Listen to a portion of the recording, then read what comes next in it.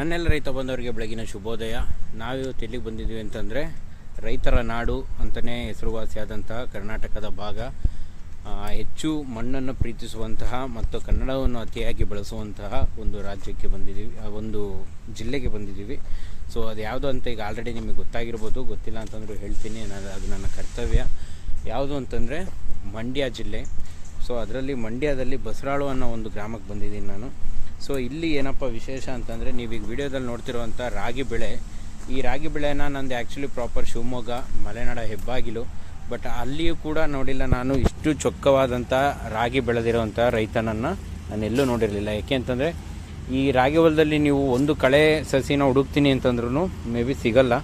ನಾನು ಹುಡುಕಿದ ಮಟ್ಟಿಗೆ ನನಗೂ ಸಿಕ್ಕಿಲ್ಲ. ಎಷ್ಟು ಸ್ವಚ್ಛಂದವಾಗಿ ಬೆಳೆ ಬೆಳೆದಿದ್ದಾರೆ ಅಂತಂದರೆ ಇವರು.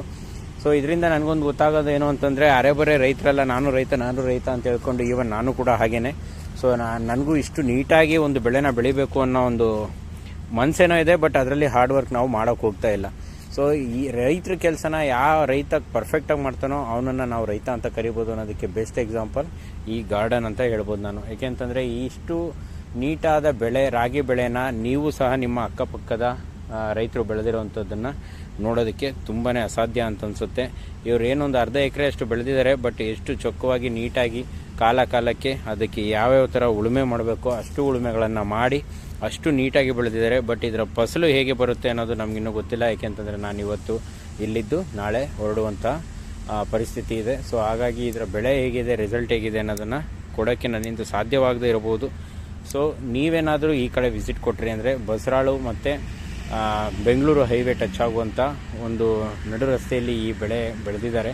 ಯಾರು ವಿಸಿಟ್ ಕೊಟ್ಟರೆ ದಯವಿಟ್ಟು ಇದರ ರಿಸಲ್ಟ್ ಹೇಗಿದೆ ಅನ್ನೋದನ್ನು ನಿಮ್ಮ ಚಾನಲಲ್ಲೂ ಸಹ ಅಪ್ಡೇಟ್ ಮಾಡಿ. ಆಗಿಲ್ಲ ಅಂತಂದರೆ ನೋಡ್ತಿರುವಂಥ ಯಾರೇ ರೈತಾಪಿ ವರ್ಗದವರು ಇದ್ರೂ ಸಹ ನಿಮಗೆ ಈ ದೃಶ್ಯಗಳು ಕಂಡು ಬಂದಲ್ಲಿ ದಯವಿಟ್ಟು ನನಗೆ ಅಟ್ಯಾಚ್ ಮಾಡಿ ಅಂತ ನಿಮ್ಮ ಹತ್ರ ಒಂದು ರಿಕ್ವೆಸ್ಟ್ ಮಾಡ್ಕೊತೀನಿ.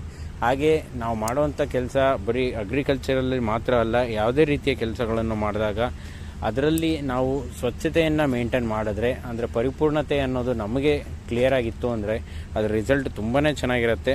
ಅಟ್ಲೀಸ್ಟ್ ಆ ಬೆಳೆ ನಮಗೆ ಕೈ ಕೊಟ್ಟರು ಸಹ ನಮ್ಮ ರೆಪ್ಯುಟೇಷನ್ ಅನ್ನೋದು ಸಮಾಜದಲ್ಲಿ ಸ್ವಲ್ಪ ಬಿಲ್ಡ್ ಆಗ್ತಾ ಹೋಗುತ್ತೆ. ನಿಜಕ್ಕೂ ಈ ಬೆಳೆದಂಥ ರೈತನನ್ನು ನೋಡಿದ್ರೆ ನಾವು ಕೈ ಎತ್ತಿ ಮುಗಿಬೇಕು ಅನ್ನೋ ಒಂದು ಫೀಲ್ ನಮಗೆ ಬರ್ತಾ ಇದೆ ಅಂತಂದಮೇಲೆ ಆಬ್ವಿಯಸ್ಲಿ ನಾವು ನಮ್ಮ ಜೀವನದಲ್ಲಿ ಆ ಒಂದು ಸಿಸ್ಟಮ್ನ ನಾವು ಅಳವಡಿಸ್ಕೊಂಡ್ವಿ ಅಂತಂದರೆ ನಮ್ಮ ಜೀವನದಲ್ಲೂ ಸಹ ನಮ್ಮ ರೆಪ್ಯುಟೇಷನ್ ಅನ್ನೋದು ತಾನಾಗೆ ಬಿಲ್ಡಪ್ ಆಗುತ್ತೆ. ಬಟ್ ಅದು ನಮಗೆ ಸಡನ್ನಾಗಿ ಗೊತ್ತಾಗಲ್ಲ. ಫ್ಯೂಚರ್ಲಿ ಒಂದಲ್ಲ ಒಂದು ರೀತಿಯಲ್ಲಿ ಅದು ನಮಗೆ ಒಂದು ದೊಡ್ಡ ಫಲನ ಕೊಡುತ್ತೆ ಅನ್ನೋದರಲ್ಲಿ ಮರು ಮಾತಿಲ್ಲ.